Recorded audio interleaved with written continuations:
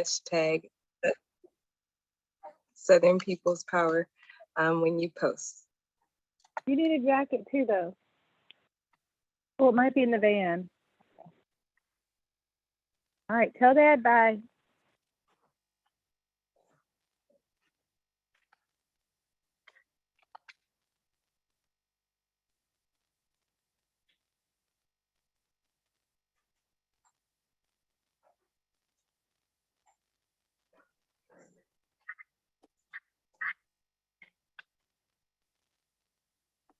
Do you want to pass on over to Mia? Hey, is it me? Yeah, it's you. All right, y'all. Excuse me, transparent facilitation. All right, dope. Well, welcome, y'all. We're so happy to have everybody here on a Wednesday, building together to talk about the Black radical tradition. But the first thing is first, right? We have to know who's all in the room. And so it would be super dope if folks could check in the chat. We're going to ask folks for their name, their pronouns. Can you put in the chat, what part of the South are you showing up from? And how are you coming to the call today? And so particularly, y'all know yesterday was 2-2-2-2-2-2-2-2 on a 2 times Tuesday. So we want y'all to show up using your senses, right? So if there's a color that can represent how you're showing up, we want you to lead with that. And so we're gonna ask for your name, your pronouns, where are you showing up from in the South, and how are you showing up today in the form of a color? So for example, I would say Natalie Nia Falk, they, them, she, her pronouns. I'm in Louisiana, Chitimacha, and Bobacha lands in New Orleans. And I'm showing up as the color orange today. And I'm showing up as the color orange because it's bold, it's bright, it looks good on my Black skin, honey. How? And if there are any ancestors you want to bring into this space, right? So for me particularly, I would like to bring in my sister Sierra Aaliyah Love tonight. And so I'm sure someone's gonna put that in the chat, but for a second, why don't we all drop in our welcomings? Okay, Nicole, it's nice to see you. Nice to see, yeah, hey Janae. Nicole, what color are you today? What is your mood? What is your mood giving? We have some golds, all right, I see that. Yeah, blueberry, I love that. That's what's up, that's what's up. Hey, Sam. Yeah, we got Athens in the building. Oh, deep same, orange, twinsies. Burnt orange, all right. Yeah, wow, wow. Coming in as lavender. Danita is coming in from Texas at white. Oh, this is so good, yeah. Woo. And I guess we can imagine, as people are checking in, imagine, yeah, yourself being surrounded by all of the colors, right? We know that this movement is filled with different feelings, moods, energies, vibes, talents, and skills. And we can imagine that between all of us here, we have everything that we need. Dope, dope, dope. So as folks are checking in, I do believe that we're gonna take some time to ground ourselves. And so continuing this like manifestation of the sounds, the taste, the senses that we have access to, that'll lead us to liberation. I'm continuing in that tradition or practice. We thought we would play with some sound, right? And so we're gonna share some African percussion, and I encourage folks to turn their cameras off and see where does the vibration resonate in your body. Oops, excuse me, sorry. And see where does the vibration resonate inside of your body, right? And so yeah, we'll go ahead and as you continue to welcome each other, we'll go ahead and we'll play some percussion. I encourage you to close your eyes and see where the sound resonates inside of your body. And so y'all enjoy that.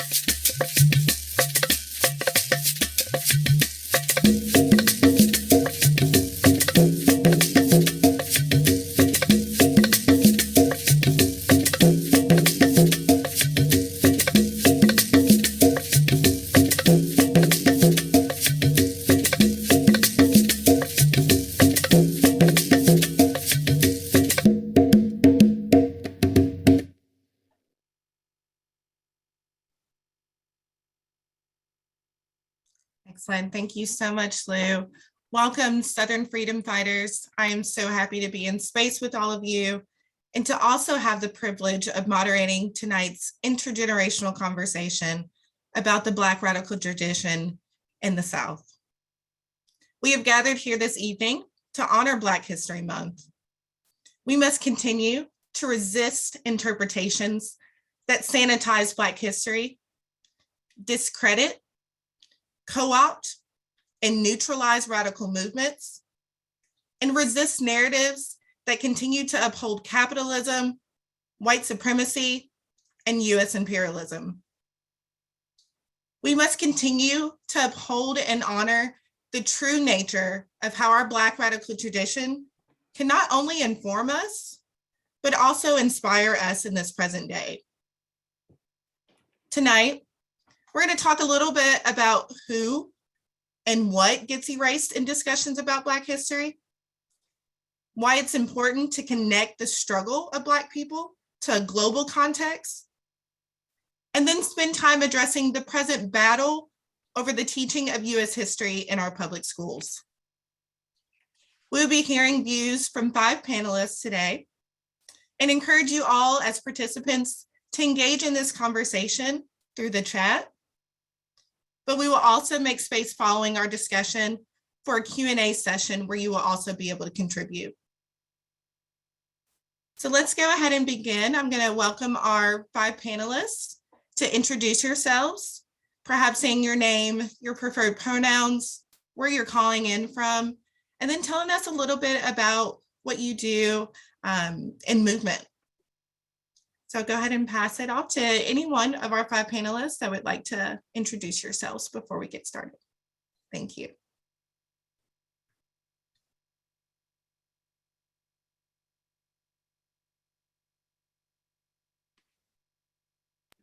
I can start us off. All right, do you want to start us off?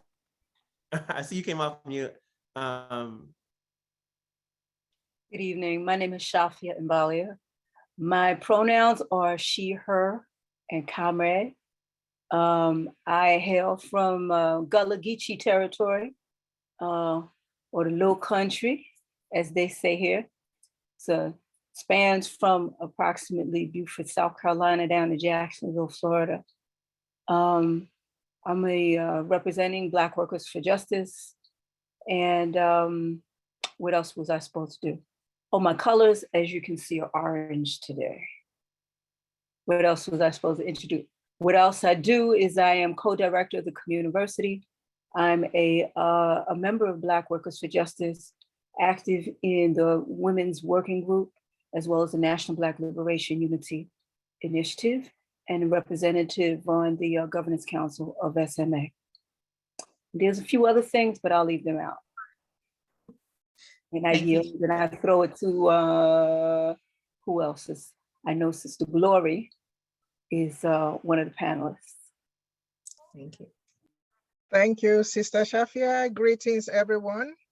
Glory Kilanko is my name. I'm the founder and CEO for Women Watch Africa, based here in Clarkston, Georgia. That is today the newfound home for displaced refugees and immigrants coming from different parts of the world. So today we're going to be discussing global context. And so it's important to let you all know that I live and work in a community of displaced global refugees.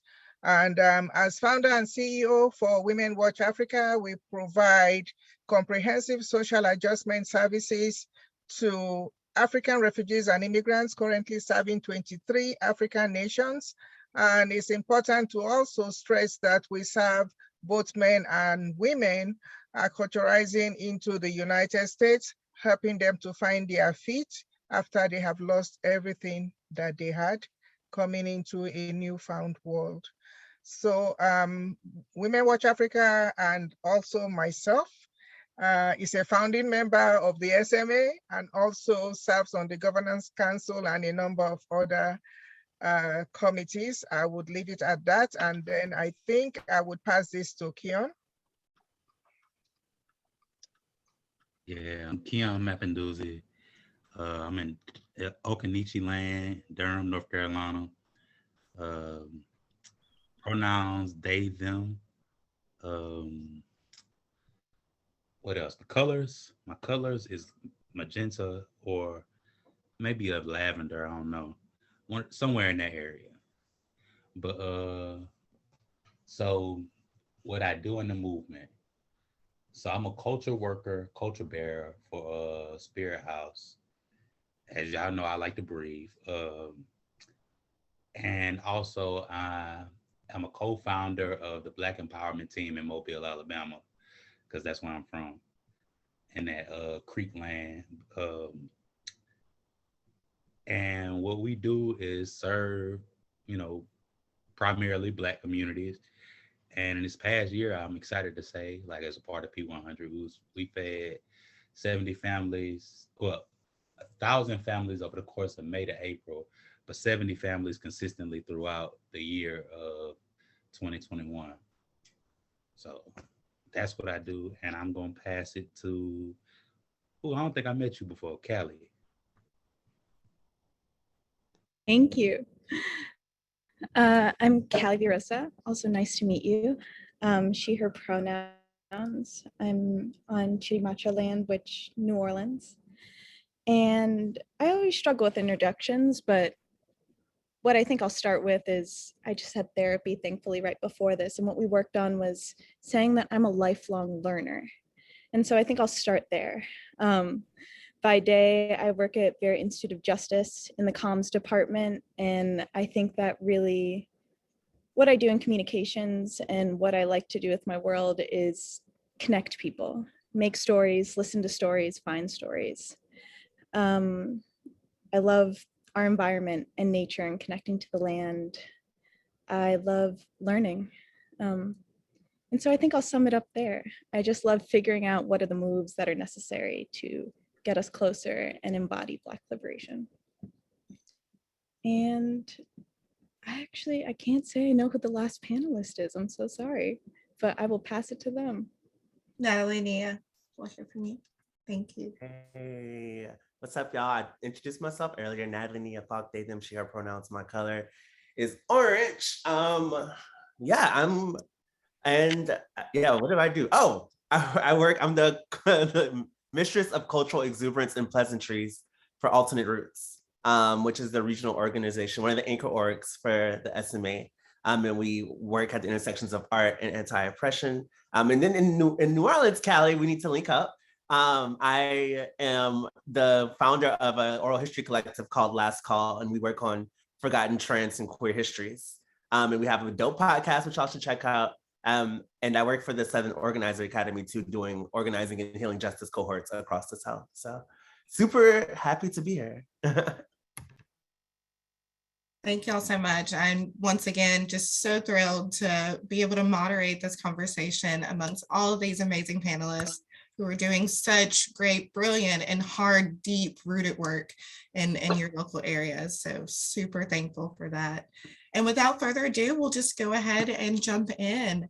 And maybe Natalie, Nia, I'll kick it off to you to start since you checked in last, but perhaps start our conversation off with who and what gets erased from the discussions about Black history? I think, Kian, yes, I like to breathe too. So like breathe, yeah. Yeah, I think it's pretty clear that like the history that we learn is obviously created by like white, cis, hetero, like people who have the most like traditional ability or whatever. So I think all the things that are furthest from that, like from whiteness, from like maleness, from patriarchy, from having all of the abilities that one might have, are the people who get erased.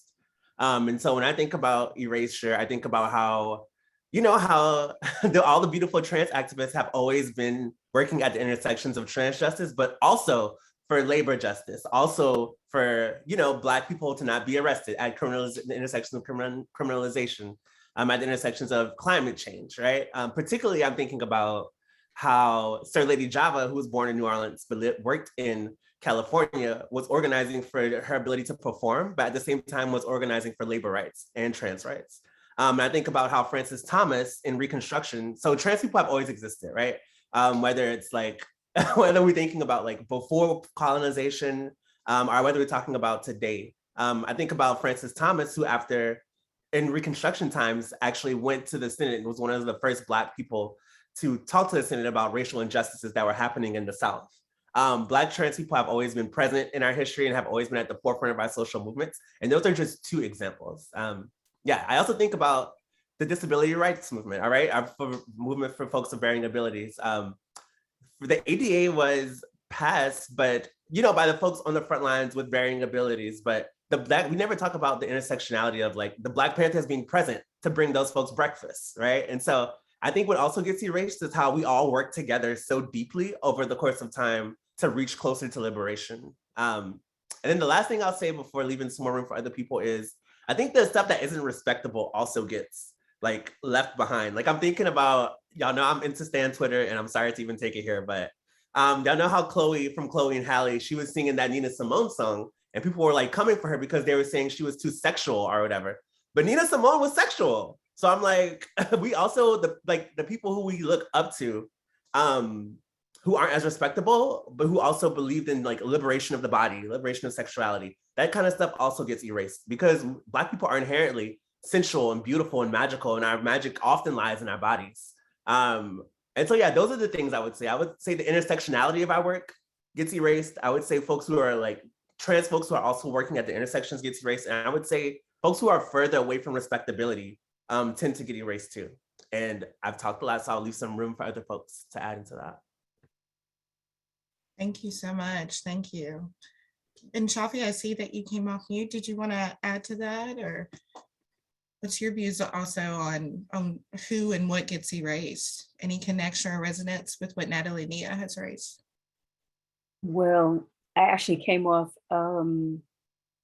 camera out of respect for the whole collective and just to be able to more closely connect with everyone. But since you asked, I think that Black people as workers, and Black workers are clearly erased and never recognized. From the foundation of this country, from the genocide and stealing of the land from the indigenous people, not only the labor and the reproduction, and I'll get into that, the labor of Black people not only built the country, and it's almost gotten cliches, but people, when we look at Lloyd's of London, when we look at major corporations, not just of the United States, but of Western capitalism, period. It is the labor of Black people that, that is the foundation and defines every institution that exists in this country. And so whenever issues are raised, it always relates to race because that is the foundation and the fundamental contradiction of the country. And then as in the labor movement began to develop in the 1800s, and it was recognized that there's a working class and labor unions began to organize, those folks who created that foundation were not recognized and still are not recognized as the foundation, as parts, as workers. And so when people think of workers, they always think of a white guy in a steel hat, but the CNAs, the thousands and millions of CNAs, the teachers' aides, the bus drivers, all those folks who today are what the pandemic exposed as the essential workers, those folks who the economy would not have run had it not been for us. And so I think that, when we look at our relationship to the land and we look at our relationship to the economy, both locally and internationally, it is the Black worker and understanding ourselves as workers that is erased. And I'll stop, make space for other folks. Thank you. This is great. Kiana, I see Kiana or Miss Glory. Yeah, thank you. And this is a very important question you have asked. When I think of who is erased, I would sum it to say my people. my people are always erased. When you talk about the history of the contribution of my people, they always want to make sure that it's silent, and then they want to rewrite the history deliberately so that we are erased. History and learning started in ancient Egypt. That is why even with our name, Women Watch Africa, the Africa is spelled with a K as Afrika, because that is where learning started. But then they will tell us that learning started from Europe or learning started from the United States. When they decide to erase our history, they will tell us that Mungo Park discovered the sea routes to the Niger. People have been living in the Niger for many, many years. They knew how to navigate the sea route to come to the African continent, to whisk away able-bodied men, to bring them out into the slave boats and traveled with them across the Atlantic Ocean to come and contribute to the developing of this nation. At that point in time, they did not say people were living where they got to, and that people also treated them, and the hospitality that they got was what made them comfortable to be able to destroy the system and the people that they met by ripping off able-bodied men from the continent and bringing them here. So, but they always intentionally erase that aspect of history and would tell us stories as if the world just started here. So that's why I'm saying that. And it is not by accident, even globally, when you look at people who have made wonderful contribution globally, most of them are from the continent and a majority of them are women. And so I must lift that up today, that we had this injustice even at the level of the United Nations, whereby everything that was written was now written by men. And as such, women's human rights was brought last. It took until 1990 before the United Nations had a conference that did recognize women's rights as human rights. And that is because Black women, movement fighters, stood up to challenge the United Nations. So they always try to erase us, and we have refused to be erased. We would not be silent, we will not be erased. And I'll leave it to Kion. Wow. That's hard to follow up. Go ahead, Keon. It's getting hot. This is great. I mean, I really just got to add on because I mean, that was amazing. So I think the people who get erased is anybody who threatens the narrative of this white supremacist capitalist system. And you know what that means is, like, we heard it from everybody. It's the trans organizers, the organized labor movements and for trans rights. It's the immigrants, whether in the past or in the present, with, you know, Black skin, that they try to say are lazy and we don't do nothing but take up the government's money. But in reality, you know, we built this country. We not only built this country, but we sustain this country in this moment. And when they try to, you know, undermine the work that women have put in over years, you know, even going back to the wars and prior to the war, even in the slave fields, like, our women have been working just as much as us. So, like, when I say that black people built this country, I don't mean Black men, as, you know, most folks would think that are, you know, absorbed in patriarchy, because, you know, that's another one of the narratives.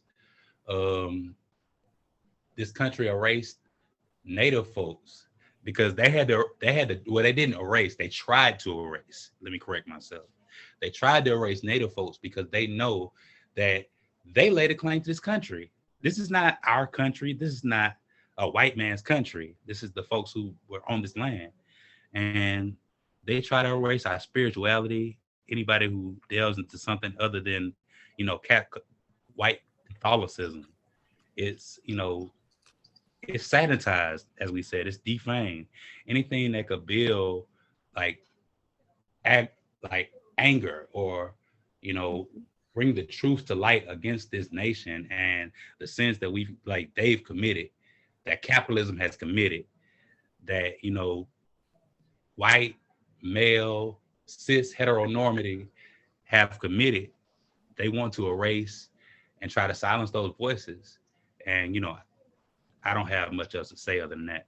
So I just pass it. How about you, Callie? Anything to add to who and what gets erased from these discussions?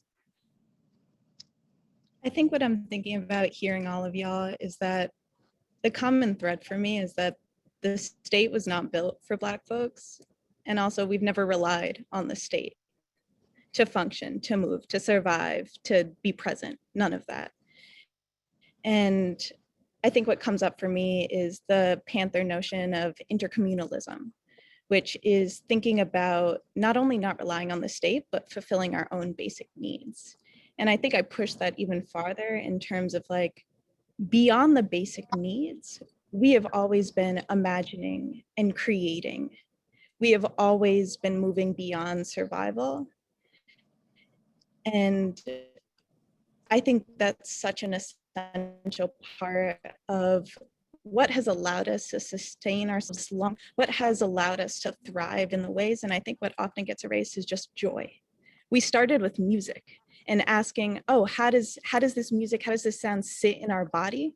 And that's because, oh, look, we created that music. We created the sounds, we created the play. I had an amazing conversation with someone today about play. And that notion of what sustains us, what has allowed us to prosper for this long is because of the way we have centered in joy.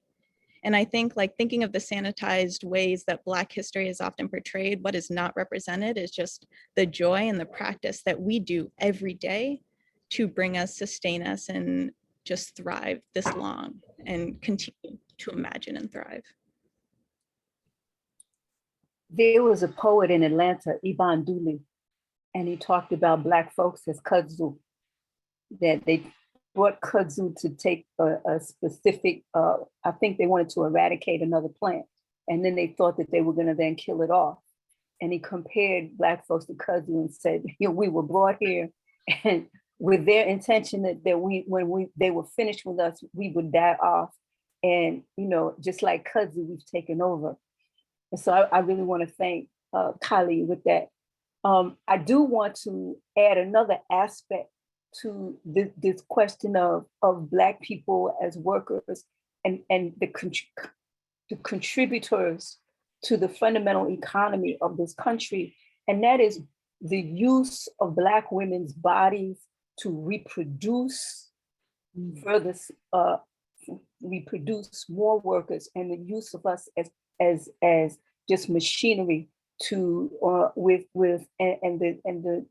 the dissolution of our families in the service of this system that is designed to kill the world. And so, you know, many times when we talk about our labor, and there's also the labor of reproducing, of making babies, having babies, and then having them snatched and treated like cogs in a wheel. So, and I think that many times that does not get addressed. And so I think that those two things need to be put together. Very important point to make. Thank you so much for adding that into our conversation. I want to swing back really quick because I know it was resonating with a lot of folks just based off of reactions and in the chat to Miss Glory. I want to see if you can kick us off with this question. Why is it so important to think about Black history in the context, in global context of the South? Why is that important? Yeah, thank you so much, Ayana, for this question. When I talked earlier on, I said they do things to intentionally erase us, and it's true. And that's why it's important for us to work together. If we actually have to build a movement that will withstand the test of time, we should be able to build a movement so that we are acting locally, but thinking globally and looking at how we connect the dots, because no one man is an island. And so when you want to look at how history was fashioned, how this movement started, I did say people from the continent built strong movement to resist the oppression that they were being confronted with from the oppressors. They built strong movement to resist colonial masters when they came in, dangling the Bible on one hand and the sword on the other hand. They came in, dangling the Quran on one hand, and the jihad was going on. And so they would come and twist all of those things, telling us that they are bringing to us brainwash education. That's why we had women, strong activists, global strong activists who started movements from Nigeria and were able to make it a global movement. One of such historic person is Madam Fumilayo Ransom Kuti, whose son Fela Anikulapo Kuti turned out to be the world-renowned Afrobeat musician who would tell the world philosophical history in just a song. And because he was raised by his mother, and he was able to sing movement songs his whole life. Fela was the first person who said, what is united in United Nations when one person's vote is equal to 99.9? So people like Fumilayo Ransom Kuti was the first woman to drive a car in Nigeria. She hailed from the western part of Nigeria and went to school abroad. And when she came back, having suffered from all the racism that she was confronted with abroad as she was going to school in the UK, she put her feet down to say she must make sure she set up groups of women who will take no, who will not settle for anything less because of what she had gone through. And so she was able, she founded the Nigerian Union of Teachers, the Nigerian Union of Students, West African Students Union, and Nigerian Youth Movement. So there were movements both at home and abroad that she was able to put together. Then she expanded from the West to now work with other women who were doing similar work in the North. Hajia Gambo Sawaba. Hajia Gambo Sawaba was a woman who was forced into early marriage. She got married at age 13. By 17, she was a strong political figure that was reckoned with. And by 20, she was in prison because she stood to fight colonial masters. So these are some of the things that is important, because when we hear history and stories of such women like Gambo Sawaba, who was only 13 and denied education, standing up for her rights, standing up to challenge the forces that be standing up to challenge racism and patriarchy and everything that would want to put her down just because she's a woman. And she fought them to a standstill that they were even having to put her in prison. She came out victorious and set up stronger forces and even challenged young women being forced into marriage because she knew it was one of the things she went through. Margaret Ekpo did the same thing in the eastern part. Margaret Ekpo happens to come from where my father comes from in Cross River State, and she stood up to challenge because in the Niger Delta area in Cross River was where the colonial masters would come, because at that time there were no aeroplanes and they would come by ship. She challenged and blocked them from coming into from batting from the sea. And she said no, because they were asking them to have to pay taxes. Women, she had organized women, market women to begin to trade so they can earn income to support their families. And then they were angry that when these women start organizing themselves, they will be too powerful to reckon with. And so the colonial masters were trying to stop that by asking them to pay taxes on the items they were selling. And she said, no, nobody's going to do that. You can't come to our country and tell us that. She in fact told them they were not going to come out of their ships. So these are some of the things that women have done historically, globally, that inspires us, because that's why whenever I'm doing this movement, I always give credence to the people who have come before me, on whose shoulders I stand to do this work. Because otherwise, if they did not pave that way and give us that courage to do this work, we will not be able to be where we are today.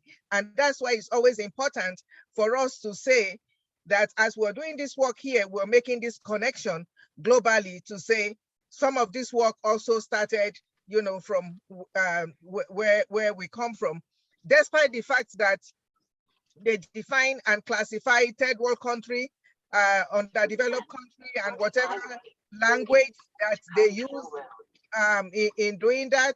But we must not forget history, and we must not forget the connection. No warrior ever went to war on the continent without going to receive blessing from his wife. Otherwise, they would not return. So there are some things that I have shared, which I'm sure we would look through later to help us gain more understanding of the context of how powerful African mothers, warriors who stood the test of time, so that we can learn and build from some of the things that they handed over to us. Thank you so much. Wow. Just want to make space if anything's resonating and any of our panelists want to jump in here before moving into our next question, which I think connects directly to what Ms. Glory has brought up. Trying to make space for other folks, because you know I can talk. No, you're good. Right, take up space, take up space. Yes, if the spirit moves you, right? Yeah. I have like So, oh, go ahead. I'll go after you. no, go. Well, I don't, because you know what I say, what I have to say isn't actually even, it's just basically what resonated for me from Miss Glory. Is what I heard is that we have to think about it globally, because the issues that we're facing are like global issues, and like they affect people like from all over the world. And anti-Blackness is like a global issue. It happens everywhere. And that, yeah, even currently I think about people like Walter Rodney, who had these like beautiful models and economic like plan, like understandings of how like, you know, Europe had underdeveloped Africa. And I think about like the solutions that we have when we come together. Like Walter Rodney had so much wisdom that I would never ever have, but there are people who are doing healing practices from other places in the world. And there's like, I think we have more power and we have more solutions and more access to our like traditional healing pathways when we're working together across the globe. Yeah, that's all I was going to say. So it was not even. That is important. No, don't ever put down what you say. That's critically important, especially that connection of support between each other. It's a fundamental principle that, you know, the U.S. empire, you know, conspires to break. I was blessed to come up in a time period where, you know, as a teenager, we would go to I was able to go to conferences and, you know, look back later on, and it was maybe someone sitting to my right was from South Africa and part of the South African movement, and look to my right, and I realized later on that it was one of the future ministers in the Grenadian Revolution, and we were all talking about the same kinds of issues. So that there's a history. When we talk about Black radical tradition, you know, the Black liberation movement has been international and has been of resistance, you know, at the moment that our foot hit the boards of the ship. You know, I made some notes down that says, like, you know, first of all, you know, we can talk about Haiti and the connection between the Haitian Revolution of 1804 and how there was a direct connection between Haitian folks and folks over in New Orleans. And one of the reasons why the United States bought, quote unquote, bought the so-called Louisiana Purchase was to break the connection that was already made between the people in New Orleans, and the whole question of revolutionary impact and revolutionary influence. The Bolivarian Revolution in Venezuela, the struggle of Venezuela, you know, the history of solidarity between our movements goes all the way back to the establishment of Venezuela against colonialism. You know, Black liberation movement stood out against the Vietnam War. You know, Malcolm X in the creation of the Organization of African American Unity modeled it after the OAU. You know, we went to the UN and charged genocide in starting in the 50s. We came out against the Vietnam War. We stood for the rights of Palestinian people for their land and the right to return. So there's a clear history that we have established. And the key thing is that one of the objectives, I don't know if I'm on, if I've been cut off, one of the objectives. Keep I going. can hear you. Okay, one of the objectives of COINTELPRO was not only to chop off the leadership of the Black liberation movement, but to break the ties of that had been built internationally between our liberation movement and the other anti-colonial and liberation movements that were taking place at the same time, because we were all learning together, we were rolling together, we were going back and forth and learning from each other.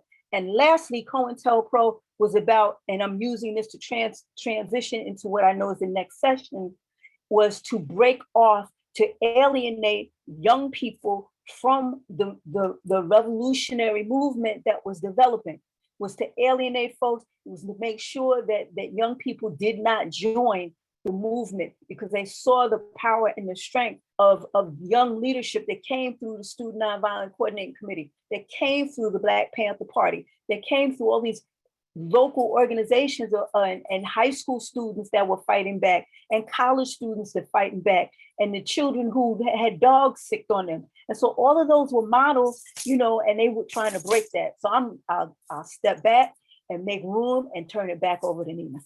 I just get hyped up when people try to cut us off from each other. You got me hyped. You got me hyped. Go ahead, Kiana, Callie. Anything you want to add? Sure. I think just quickly too, what that brings up is like the oppressor is international. Like at the most basic point, the oppressor is international. So, and our movements have always been international since the beginning. They have always been international. And I think another way of thinking about it is like, what is each movement asking for? In retrospect, they're all asking for the same thing. We're all asking for some needs to be met, but beyond that, to feel cared for, to feel loved, to feel like we have the resources that are necessary for beyond survival. And so I think also thinking about it in that way, the more the merrier. Like the more power we have, the more we can learn from each other, the stronger we're gonna be. It's even thinking about like, why do we use the term Black? Because of its expansiveness, because of how many individuals are enveloped within that category, within that identity. And so I think everything is based in an international solidarity perspective, because we're all essentially fighting against the same oppressive forces. We're all looking to build in similar ways. And the more folks we have, the more we work to understand each other, to hold each other, to love each other, like the stronger and better we're going to be in building, in imagining, in actualizing. Beautifully said. Beautifully said. Keon, did you want to add? Yeah, I mean, I think everything that I was gonna say had kind of been said, but you know, I feel like the same. I agree with Callie. The reason that why we got to look internationally is because this exploitation that we face is international. The same thing that's happening in Flint is happening in South Africa right now by the same company. It's the same people. We produce the vampires that go out and suck the life force out of the world, like, and they're right in our backyard. So we have to know what they're doing. We got to keep tabs on, you know, the people who, because they keeping tabs on us. They see everything we do as a movement. They see everything that we build because it's a threat to them. And, you know, I think that the way that they exploit internationally, we need to look to seek and make connections internationally, because the way that we have to survive is cooperatively. So what if as opposed to, you know, other countries being exploited, it was cooperation, and, you know, everybody got something out of the deal. And it wasn't just, you know, people losing land, resources, and people and lives, and, you know, everything else, resources, water. What if it was a way to do this sustainably? What if it was a way to build together, build something that, you know, we as mankind should really be working for, well, humankind, because, you know, these ideas that we have of nationalism have been what has kept us in the hole, because the reason they stopped Black Wall Street was because they reached across the water. They was getting ready to start doing work with our folks back home. And, you know, the same reason they stopped Marcus Garvey. Marcus Garvey was going to take a slave ship of, like, I mean, a ship of Black people back to Africa. You can't take our workforce. What's wrong with you? I got to stop that. You know, that's the way that our oppressor thinks, because our oppressor has to have total control. Ayana, can I quickly say something? Because one of the things that is important for us to realize is our power. We are the oppressed poor majority. So I always tell people that we are being oppressed by a minute segment of our society, and it's the same thing globally. Not until us, the oppressed poor majority, come together to challenge our oppressors, they will continue to do and play the game that they play. They go to our countries and rob us of all the mineral resources that we have. Congo has been in crisis for many years. Genocide is going on in the Congo, but everybody is making profit from the coltan with which cell phones are being made. Women are raped every day, but they are keeping quiet about it because they are benefiting from it. And so we must be the ones lifting up the voices of our people. We must be the ones connecting and not saying it's not happening in our backyard. And so for that reason, we want to keep quiet. So we must fight this fight and come together and organize. And even if it means putting it on Twitter and every day and making it an everyday conversation to highlight what is going on, one day it will bring down some of the things that they are shoving off our throats. So we must fight. The United States sometimes talks about democracy. There's no democracy in the United States.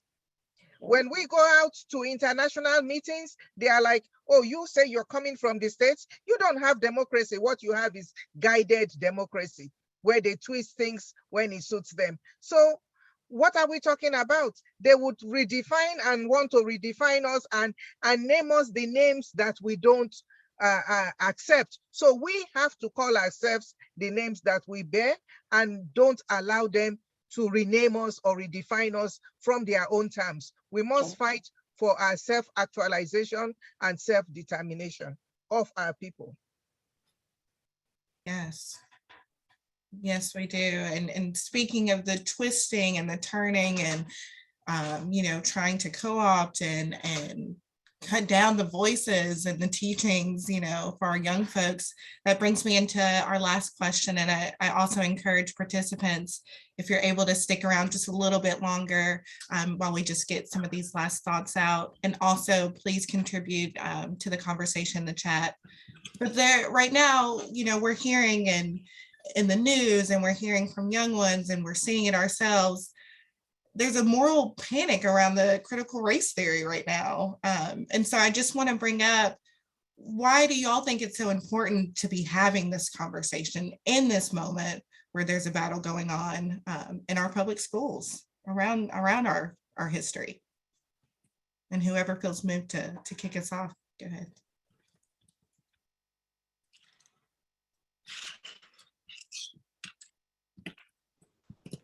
I think this conversation is so important in this moment because, like,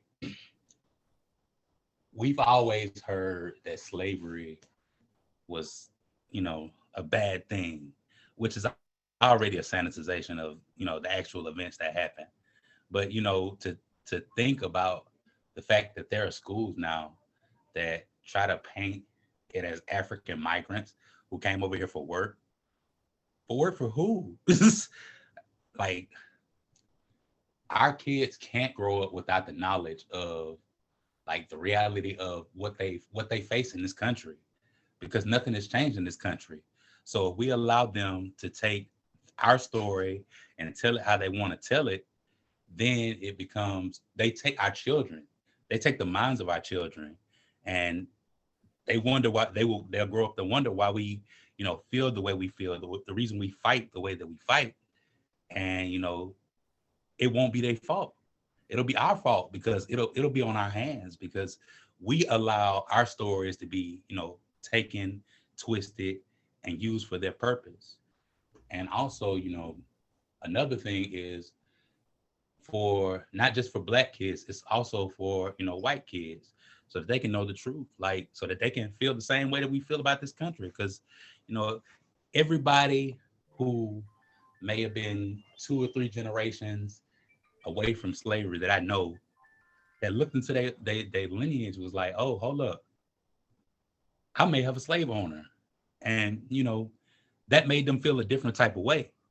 But that curiosity wouldn't have been sparked without knowing the truth, without, the emotion that comes with it, because it's a reckoning. It's a spiritual reckoning that comes along with this.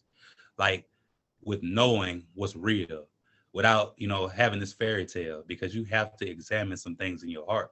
So I think that it's true for everybody in this country to really understand and have that reckoning, because it's a part of growth and it's a part of, maturity.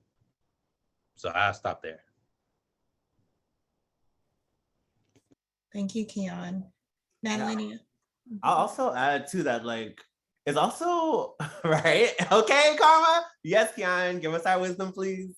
I'll also add to that, it's like, we need to have these conversations because the things we already know, that like, Black people deserve to know their story and their history. White people deserve to also know the history of this country, right? All those things are true, but also the lazy litigation of it all. Like y'all just being lazy, like because y'all don't have answers to like healthcare, like economics, like housing crisis, like drug epidemics, or like different relationships with drug use. Because y'all don't have answers to that, y'all motherfuckers worried about the culture wars and all this other stuff, which is very important.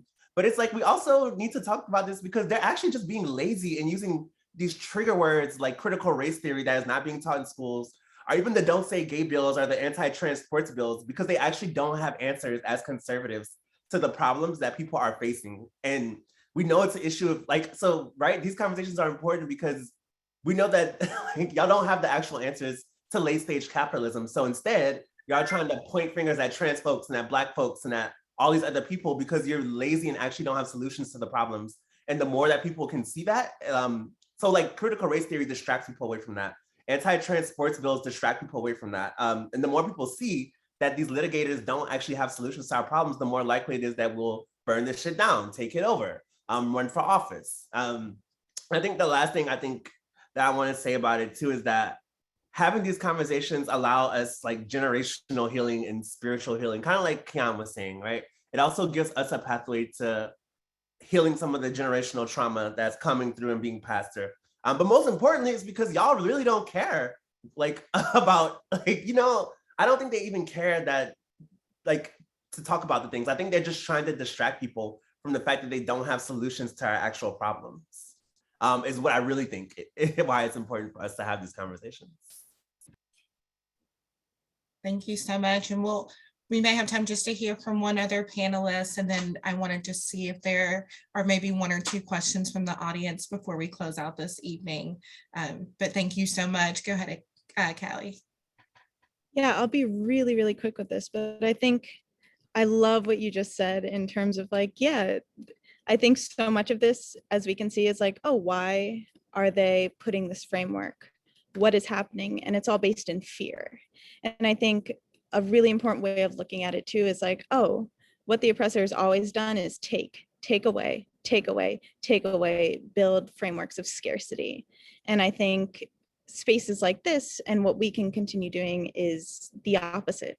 What does it mean to give, to teach each other, to be in a space of abundance? And just thinking about it in that framework too, in terms of, oh, okay, so they're going to just do what they've always done. They're going to sanitize, they're going to take away because they don't have the answers. They're going to make us scared. They're going to tell us we have it wrong, but we don't. And we can offer the opposite. We can continue to teach each other. We can work out of that framework of abundance to keep giving, to keep growing, to keep building. Ooh, Kylie, that was a beautiful way to round us out. And I feel so, a little hesitant to end our call this evening so short, but I know that you all have to get back to your daily lives. So I will end with this. if folks can just take a moment reflecting on everything that you've heard, also with our last conversation about the critical race theory, we just want to capture what are some fights that are happening around critical race theory in your area. So we just want to take a moment. And also, if there are any things that resonated with you that you want to just uplift, we'll go ahead and capture that in the chat as well.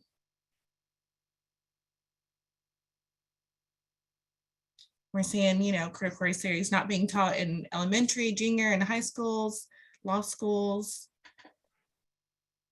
Valid points, y'all. And while you're doing that, I just want to invite everyone, in the essence of what Callie ended with, and to continue to grow and learn together, and to push this forward and resist these narratives and interpretations, we got to have a plan on what we're going to do, right?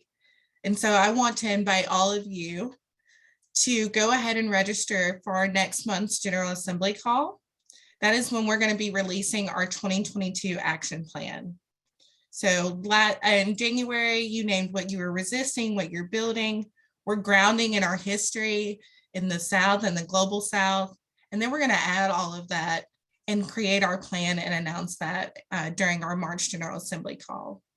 So we will drop the link in the chat. But go ahead, if you're anything like me, if I wait too long, I will forget. So feel free to go ahead and click on that link, sign up. You don't have to worry about it. We'll send you a reminder and you are all set. Also, we want to invite you to register for the Black Futures Matters class. It's a course with Southern Echo Project South, which is also an anchor organization of the Southern Movement Assembly, partnering with Tufts University. And so folks will be able to participate in this course and receive a certificate at the end of it. Just note that once you register for that course, it does say the first class is on the 24th. That is wrong. It will start March 3rd. So just to note that if you see it and you're like, oh no, I missed it, or it's coming up real fast, it's going to be March 3rd. And then lastly, we just want to invite you, if you're new on this call, this is your first time, or you have a friend and you're saying, look, y'all need to be in this space. You need to know what we're going to build in 2022. We encourage you to become a member of the Southern Movement Assembly. It's quick and easy. It'll take you to a page that lists our principles of unity that hold us accountable to being in space with one another and being in space in our communities. And that's all you have to do, and you are a member. And you'll get access to any of our events that we're having, any of these monthly General Assembly calls. We have some organizing intensives that are going to come up this year. And so we want you to be involved in that. And so we will drop that as well. You can become a member at southtosouth.org. And then lastly, if you enjoyed tonight's call and things you find yourself sitting on some of the gems that were brought up this evening, feel free to go ahead and shout it out on social media. Tag us, Southern People's Power, use the hashtag or just follow us on social media. And that way we'll be circling this out for our follow-up email. So I am so sorry. I'm going to end it there. And once again, I just want to thank so much to Callie, Keon, Natalie, Nia, Glory, and Ms. Shafia for all the brilliance in the conversation that we were able to have this evening. And then also to all the participants for engaging in this conversation and allowing space for you to join us. So thank you. And shout out to Tech. Go ahead and close this. Thank you, Guyana. Love y'all. Find you some joy. I need some healing in my life. Someone who cares like Brandy cares. Yes, someone who shares all of the joy of family. One who believes we can be free. Yes, we can be free. Healing, healing, healing, healing, healing, healing. Mind, body, and soul. Yes, mind, body, and soul. Yes. Hey. Healing, healing, healing, healing, healing, healing. Mind, body, and soul. Yes, mind, body, and soul. Yes. I need some incense and some sage. Natural capacity to pray. Live off the land. yes, live off the land. Lend me some oil from the tree. Give me some lavender quickly. Heal from the pain. Heal from the pain. Healing, healing, healing, healing, healing, healing. Mind, body, and soul, yes. Mind, body, and soul, yes. Healing, healing, healing, healing, healing, healing. Mind, body, and soul. Mind, body, and soul. Healing, healing, healing, healing, healing, healing. Mind, body, and soul. No, not here. Yes. Mind, body, and soul, yes. Here we go. You know my galaxy was built for you and to fold. I recognize you in these constellations. It ain't complicated. Your prototype is algebraic. You fit my equation. Hold up, John. Let me sing it. I need your body and soul. And I'm done explaining cause I told you that I want you. Yeah. Healing in my life. I need some healing in my life. Healing in my life. I need some healing in my life. Healing, healing, healing, healing, healing, healing. Mind, body, and soul, yes. Mind, body, and soul, yes. Healing, healing, healing, healing, healing, healing. Mind, body, and soul, yes. Soul, yes. Thank y'all for this. I needed that.